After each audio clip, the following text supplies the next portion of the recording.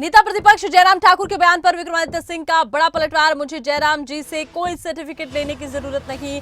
जयराम ठाकुर अपने कार्यकाल में रात को फैसले लेते थे, सुबह पलट जाया करते थे। जयराम ठाकुर अधिकारियों के फैसले लेते थे और फिर पलट जाते थे। दरअसल नेता प्रतिपक्ष जयराम ठाकुर ने मंडी में विक्रमादित्य सिंह पर निशाना साधते हुए उन्हें पल पल पलटू राम कहा था, जिस पर अब विक्रमादित्य सिंह ने पलटवार किया।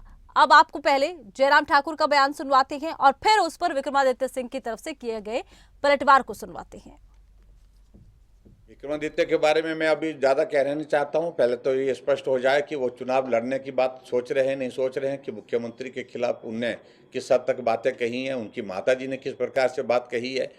तो अब लोग ने उनका पलटू राम नहीं रखा, उनका नाम पल पल पलटू। वो हर पल पलटते हैं। ये नया नाम है पूरे हिमाचल प्रदेश में उनके बारे में प्रचलित हुआ है। मैं एक बात बड़ा साफ कह रहा हूं, ये सरकार जा चुकी है, ये सरकार है ही नहीं। नैतिकता के आधार पर तो मैंने पहले ही कह दिया कि किस प्रकार की सारी चीजें हुई हैं, लेकिन आज नहीं गई तो कल जाएगी। इस बात को लेकर के जो मर्जी करें, हमें कुछ करने की ही जरूरत नहीं है। ये अपने बोझ से ही, अपने ही कारनामों से, अपने ही सारी काम करने के तौर तरीकों से ही सरकार जो है वो अपने संकट में आई है। इसलिए मेहरबानी करके हमने कहा कि हमें मत दोष दीजिए। तो इसलिए मैं यही कहूंगा कि उनके संदर्भ में बहुत ज्यादा कुछ कहूंगा नहीं। अभी टिकट उनका होता है नहीं होता है, और बाकी चीजों को लेकर के आगे बात करेंगे। पिछले कल नेता प्रतिपक्ष कह रहे थे कि हम अपनी बात से पलट जाते हैं। मैं विक्रमादित्य सिंह ये कह सकता हूँ कि उनको तो राम मंदिर का निमंत्रण भी नहीं था।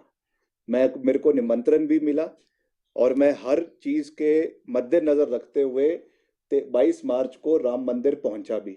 जो बात मैंने कही थी उसको मैंने पूरा कर दिखाया है। इसलिए मुझे जयराम जी से कोई सर्टिफिकेट लेने की आवश्यकता पहली बात तो है नहीं।